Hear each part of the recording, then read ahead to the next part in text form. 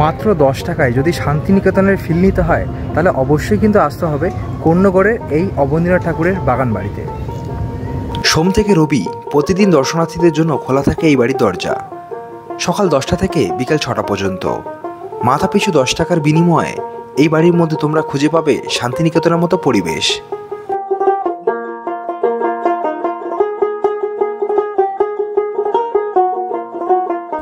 Hey guys, welcome back to a new episode from Konnagar. আজকে ব্লগটা শুরু করছি কোন্নগরের অবনীন্দ্রনাথ ঠাকুরের বাগান বাড়ি থেকে, যেটাকে কিন্তু মিনি শান্তিনিকেতনও বলা হয়। এই যে টিকিট কাউন্টার থেকে টিকিট কেটেছি, আর এই যে এন্ট্রেন্স বাগান বাড়ির, এখানে প্রবেশ মূল্য হচ্ছে 10 টাকা। আমি আর আমার সাথে বোন এসছে, তো দুটো টিকিট কেটেছি, আমাদের লাগলো 20 টাকা। যেহেতু বাগান বাড়িটা একদমই সাজানো গোছানো, তাই অনেকে সেখানে ফটোগ্রাফি করতে চান কিংবা প্রি ওয়েডিং শ্যুট এখানে এসে করে থাকেন। তো এখানে ফোন ক্যামেরা ইউজ করলে, মানে ফোনে ব্লগ ভিডিও বলো কিংবা নর্মাল যদি ভিডিও বানাও বা ফটো তোলো, তার জন্য কোনো রকম প্রবলেম নেই, পুরোপুরি ফ্রিতে অ্যালাউ আছে। কিন্তু যদি প্রি ওয়েডিং শ্যুট বা যদি বড় কোনো ক্যামেরা নিয়ে আসো, ডিএসএলআর যদি নিয়ে আসো, তাহলে কিন্তু এখানে চার্জেস লাগে। এখানকার যে চার্ট রয়েছে, নিয়মাবলী, সেটা কিন্তু ভিডিও স্ক্রিনে আসছে, তোমরা কিন্তু ওখান থেকে দেখে নিতে পারো কেমন কি এখানে প্রাইস রয়েছে, সে চেক করে নিতে পারো। এই বাগান বাড়িতে প্রবেশ করলেই প্রথমেই ডান হাতে দেখতে পাবে কয়েকটি কক্ষ রয়েছে। চলো এই কক্ষগুলো কি আছে দেখে নিই।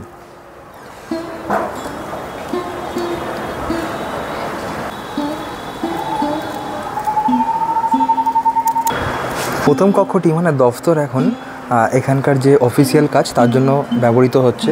আর এখানে রয়েছে দ্বার রক্ষক একটা ঘর, তার পাশে রয়েছে গ্রন্থাগার, যেটা এখন লাইব্রেরি রুম। এখানে কিন্তু বেশ কিছু সংগ্রহ রয়েছে বইয়ের, তোমরা কিন্তু চাইলে এগুলো পড়ে দেখতে পারো। আর হ্যাঁ, ঢোকার আগে কিন্তু জুতোটা অবশ্যই খুলে ঢুকবে।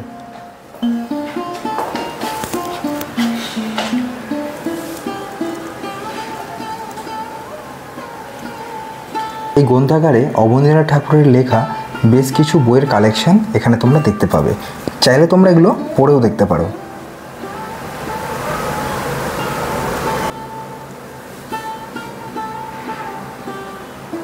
গ্রন্থাগারের ঠিক পাশেই রয়েছে ভাড়ার ঘর, যে ঘরটা এখন বর্তমানে বন্ধ রয়েছে।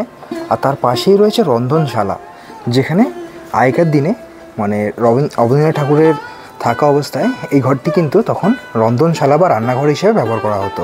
এখন এটা স্টোর রুম হিসেবে ব্যবহার করা হচ্ছে।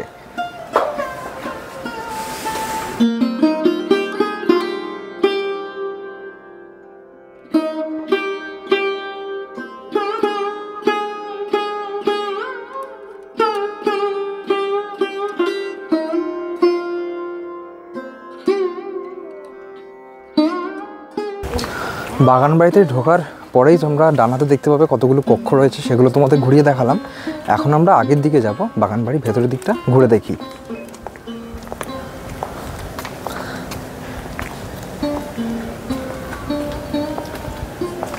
ইট বেছানো সুন্দর রাস্তা, দুপাশে রয়েছে পাঁচিল দিয়ে ঘেরা। আর পাঁচিল বলতে এরকম বানানো হয়েছে, দেখতে পাচ্ছ। আর খুব সুন্দর কিন্তু গাছগাছালিতে ভর্তি, খুব মনোরম একটা পরিবেশ, একদম ছত্রছায়ার মধ্যে, নিরিবিলি, শান্ত এবং ঠান্ডা।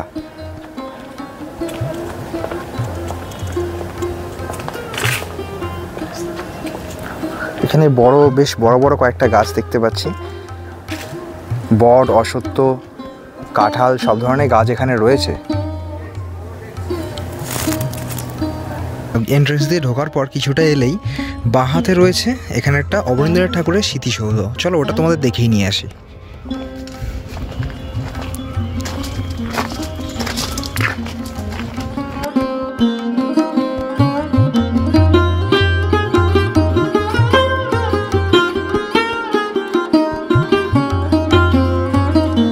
কোন্নগরের অবনীন্দ্রনাথ ঠাকুরের বাগান বাড়ি, যেখানে তিনি প্রথম কুঁড়েঘর আঁকতে শিখেছিলেন। সাদা রঙের একতলা ভবন, খড়খড়ি দেওয়া জানালা, উঁচু উঁচু খিলান বিশিষ্ট আর কড়িবর্গার সাবেকি ছাদ। বাড়ির সামনে দিয়ে নেমে গেছে সিঁড়ি সোজা গঙ্গা পর্যন্ত। ডান দিকের ঘরে জানালার ঠিক পাশটিতে বসে এক মনে ছবি আঁকছেন কিশোর অবনীন্দ্রনাথ। আবার কখনো নদীর দিকে তাকিয়ে এক মনে ভুলে চলেছেন কল্পনা।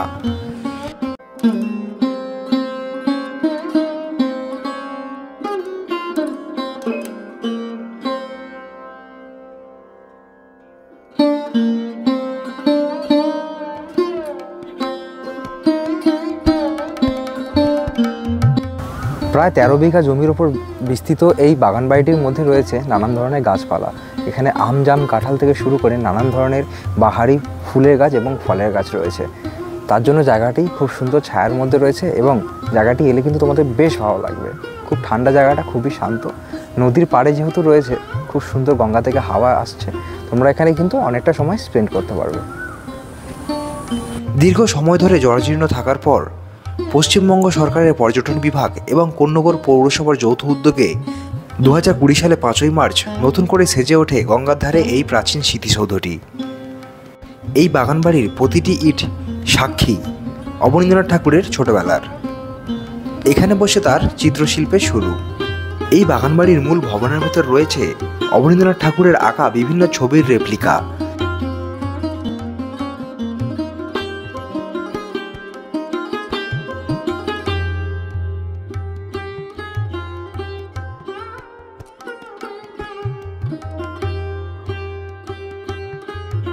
তাছাড়াও রয়েছে তার নিজস্ব আঁকা আত্মপ্রতিকৃতি, রয়েছে তার অন্যান্য সৃষ্টি কাটুম কুটুমের নিদর্শন।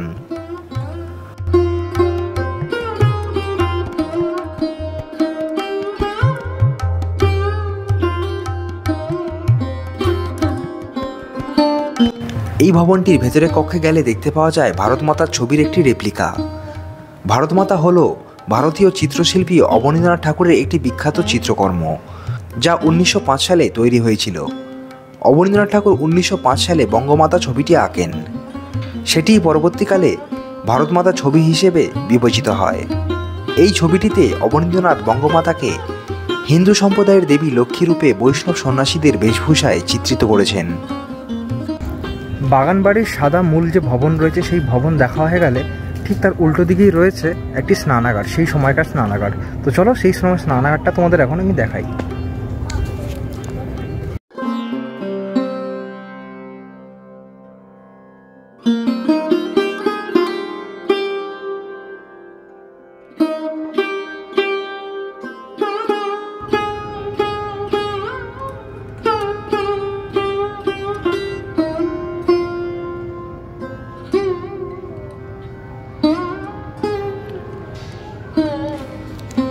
এই বাগানবাড়িতে 8 থেকে 80 সবাই কিন্তু আসে। তো তাদের জন্য মানে মূলত ছোট বাচ্চাদের জন্য কিন্তু এখানে নানান ধরনের অ্যাক্টিভিটিস কিন্তু রয়েছে।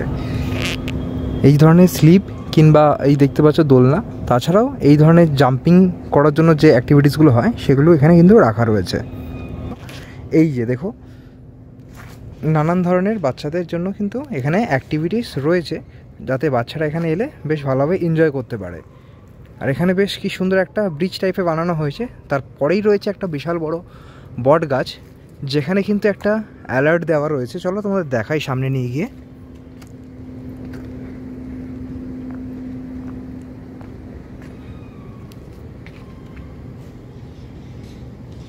দেখতে পাচ্ছ, এটা একটা বিশাল বড় বট গাছ। আর বট গাছের তলায় ঠিক দেখো, এখানে একটা বোর্ডের মধ্যে দেওয়া রয়েছে যে এখানে এই চত্বরে বা এই গাছ সংলগ্ন এলাকায় কিন্তু বিষধর সাপ রয়েছে।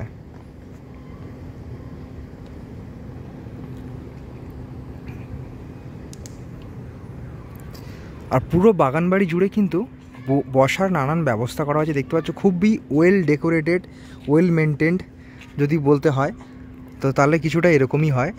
প্রায় 13 বিঘা জমির ওপর নির্মিত এই বাগানবাড়িটি যেন আস্ত একটা সময়ের দলিল, যে দলিলে কেবলমাত্র হিন্দু নামই খোদাই করা আছে তা নয়, রয়েছে ইসলাম দস্তাবেজও। এই বাগানের দক্ষিণ পূর্ব কোণে আজও টিকে রয়েছে সৈয়দ পীর বাবার মাজার।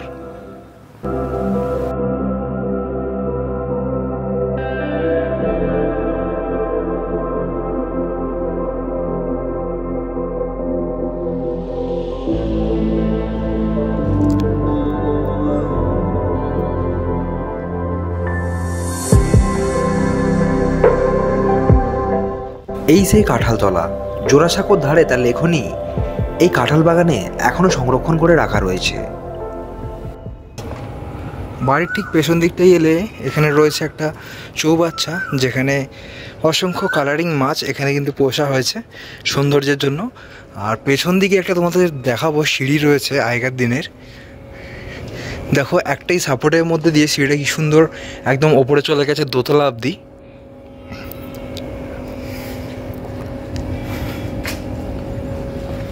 এই বাগানবাড়ির ভেতরেই রয়েছে একটা মঞ্চ, যেখানে কিন্তু যখন কোনো রকম এখানে অনুষ্ঠান পালন করা হয় তখন কিন্তু এই যে মঞ্চটা রয়েছে এই মঞ্চতেই কিন্তু সেগুলো সেলিব্রেশন করা হয়।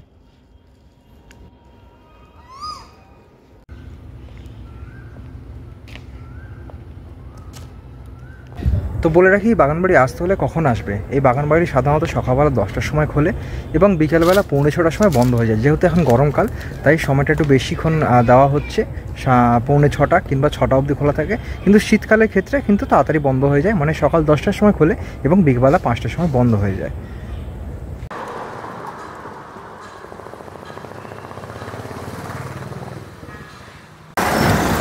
তো যারা কলকাতা থেকে সরাসরি বাইক কিংবা গাড়ি নিয়ে আসতে চাও তাহলে কিন্তু তারা একদম জিটি রোড বরাবর আসতে হবে, মানে হাওড়া থেকে হাওড়া বালি উত্তরপাড়া হয়ে যে জিটি রোড সিধে চলে আসছে কন্যগড়ের দিকে সেই রোড বরাবর আসতে হবে।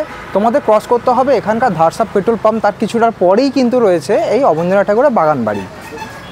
আর যদি ট্রেনে করে আসতে চাও তাহলে তোমরা বর্ধমান থেকে আসো কিংবা হাওড়ার দিক থেকে আসো, তোমাদের নামতে হবে কিন্তু কন্যগড় স্টেশনে। আর কন্যগড় স্টেশনে নামার পর সামনেই রয়েছে স্টেশনের বাইরে টোটো, সেই টোটোকে বলতে হবে জিটি রোড যাবো, জিটি রোডে অবনীন্দ্রনাথ ঠাকুরের বাগানবাড়ি। তো যে টোটোগুলো জিটি রোড অব্দি আসে সেই টোটো করে কিন্তু তোমরা অনায়াসে চলে আসতে পারবে এই অবনীন্দ্রনাথ ঠাকুরের বাগানবাড়ি। তো গাইস এই ছিল অবনীন্দ্রনাথ ঠাকুরের বাগানবাড়ি।